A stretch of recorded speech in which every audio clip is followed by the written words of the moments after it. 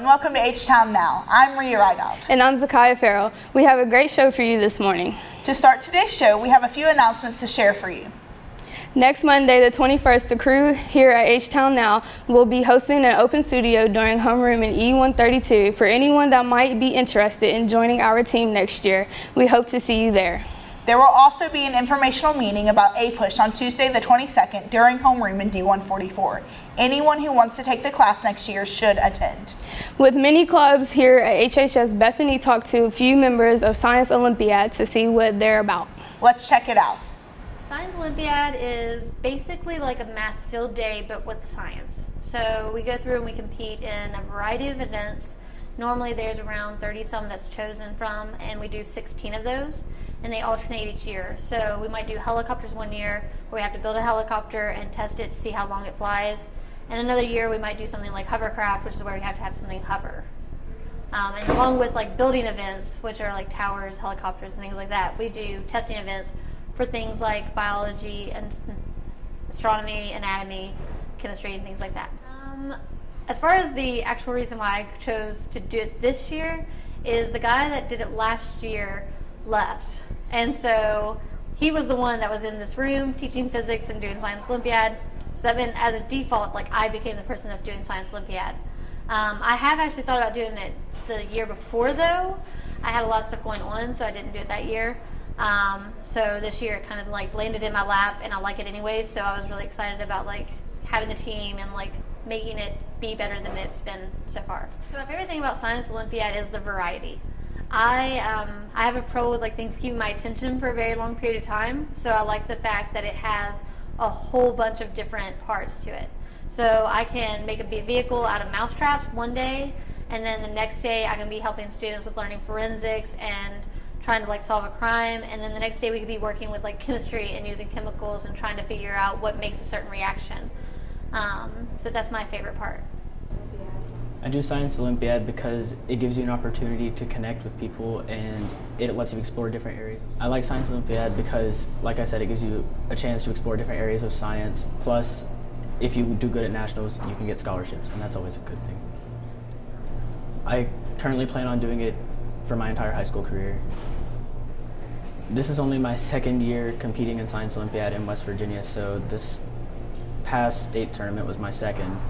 And we placed second at this one, and last year we placed first and went to nationals. So I do Science Olympiad because I like science and I like being with my friends and competing in sciencey competitions.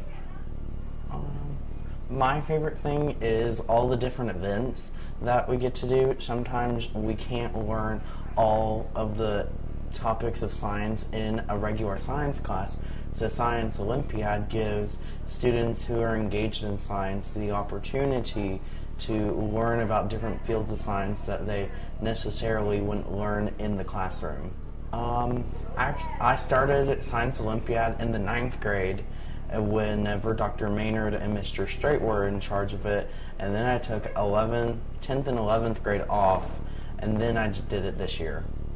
So this year I was in the organic chemistry event, which I had Science Olympiad competitions. You have to take a written test and then you have to do a lab.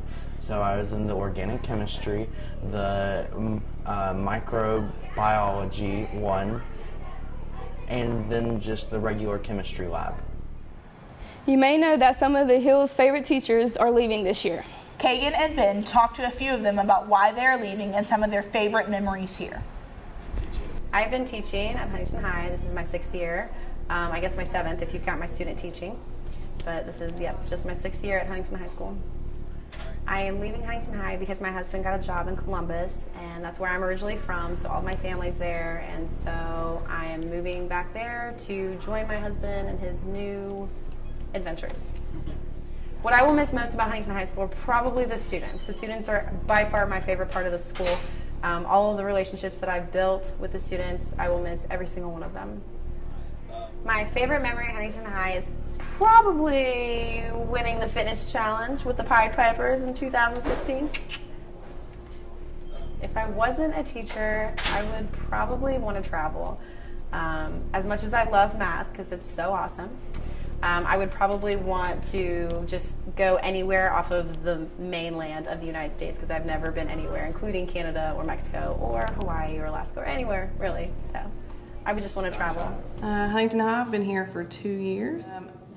Unfortunately, every year they do transfers, and I unfortunately got transferred this year down to a K through 5 PE position, which will be a lot of fun, I'm sure. They're happy running in circles and screaming, so but it's going to be probably a big shock going from high school to K through 5 for me. The family-like atmosphere between the students and the faculty. I've gotten close to a lot of faculty and students. They're like my kids. My favorite memory would have to be what I've learned from the students here at Huntington High. Probably still be a mail carrier. I worked for the Postal Service before I went back to teaching. So I'd probably be walking every day, carrying mail around. I've been teaching here 10 years. I'm getting too old. Really. It is. It's just time for me to go. I've retired from the Army, and now I'm going to retire from this job. It's just time to go. Just watching cadets grow as they go through the high school year, they get stronger, they get smarter. That really is something that's happened over the last 10 years, just watching kids grow. Running the hallways, just trying to keep kids going in the right direction. Really, it goes right back to what my favorite thing was here at Huntington High, was just watching the kids grow and doing that. I'm going to miss that the most, and really that really was what I enjoyed the most about doing the job. I think I should have been a lawyer. I wished I'd gone through law school before even going in the Army. I think I would have been a lawyer. You all will be dearly missed. With finals right around the corner, Zakiah, I heard you had the chance to speak with some seniors about what they do to prepare and some advice they had for underclassmen. That's right, Rhea. Let's see what they had to say. How I feel about finals is it's very stressing. Makes you think a lot. But I mean, you gotta think sometimes. So I guess finals is okay. One, I do my study guides the day before, and then I sleep. What I would tell the underclassmen about finals is you need to study hard. So you better be listening in class, following directions, and you might just succeed. The way I feel about finals, they're just annoying, time-consuming, but it's something we got to get through. When I prepare for finals, I take some time out to study, get a good amount of sleep the night before, wake up, get a nice breakfast. Personally, since it's my last final, I feel like I'll do fine on it. Like I said, study nice. I've been paying attention lately. Things kind of easy. For the underclassmen, when it comes to finals, take it serious, study. Teachers give you a study guide, do the study guide. I feel that finals are very important. I know as a student they're a stressful thing, but as a teacher I think they're an important gauge of what we've done all year. And I think they have the opportunity to be a good thing for students. They get a chance to see, wow, we really have learned a lot this year. I drink lots of coffee. As far as students go, how I help prepare students, I always do study guides. The study guides reflect the nature of the questions, the directions that'll be on there, and we do a lot of practice and review, but hopefully it's an organic thing. It grows out of what we've done all year. It is hard in the sense that, at least in the past, we've had very little turnaround time to grade. And when you have 150 to 160 students, it can be a very difficult thing. This year, I think the way things have come down, that's going to be a little bit better. But grading finals is definitely a very stressful time. I would tell them what a student coming back from college told me. They visited a couple years ago, And they said that the school had prepared them very well for the level of work they were doing in college, the amount of work they were doing. I was very happy about that.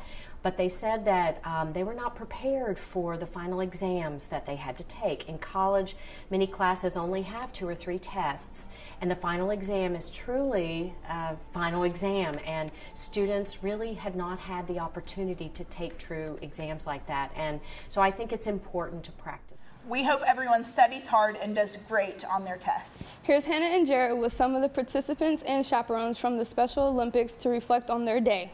In order to set up for Special Olympics, we really don't do a whole lot. It's pretty much taken care of. There are a couple teachers at Milton, and one's a retired teacher, her husband. The DeFazios, they do everything. And I do get my own peer tutors for my kids and chaperones, but Major Clark takes care of the rest of them for all the feeder schools for Huntington High. So we really don't have to do a whole lot. We do a lot of practicing beforehand so we can get times and distance for how far they can throw. But other than that, not much.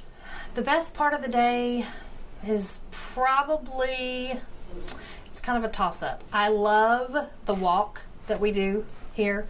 It's fantastic. I think it makes the kids feel great. But I also love when they've won and they come and show you their medal. It's super sweet. How was Special Olympics? It was good. What was your favorite part about Special Olympics? Shot put. How did winning a medal feel? 3. Did you like winning the medals? Yes. How was Special Olympics? It was amazing. What was the best part of the day? Letting my mom be there and watching all my events this time. What's your favorite part about Special Olympics? Meeting my teachers, my old teachers again. How did winning a medal feel? Amazing and great, and it felt cool to win one. What were some of the medals you did win? I got all first places. Alright. How was Special Olympics? Good. What was your favorite part about Special The Olympics? running, the standing long jump. What was the best part of your day? Where I get to spend time with my friends. The best part of the day is seeing them really happy, especially when they get their medals and their ribbons. It just puts the biggest smile on their face, and it's really nice to see. I have been a chaperone for the Special Olympics since 7th grade. I wanted to be a chaperone mainly just because I like that it's just a day just for them, and just to see their happiness makes you happy too, and it spreads happiness. Chaperoning was pretty good during the Special Olympics. I had a pretty good time just seeing everybody have fun and win their medals and ribbons and stuff. It was pretty fun. My favorite thing was probably cheering on the kids and stuff and just seeing them win and get so happy about it. Yeah, this was actually my 3rd year chaperoning, and the very first year I did it, I had Cole, and we just it was just fun with him, and he just had a great time. So I just wanted to keep on doing it. That's it for today. Thanks for watching. And go Highlanders.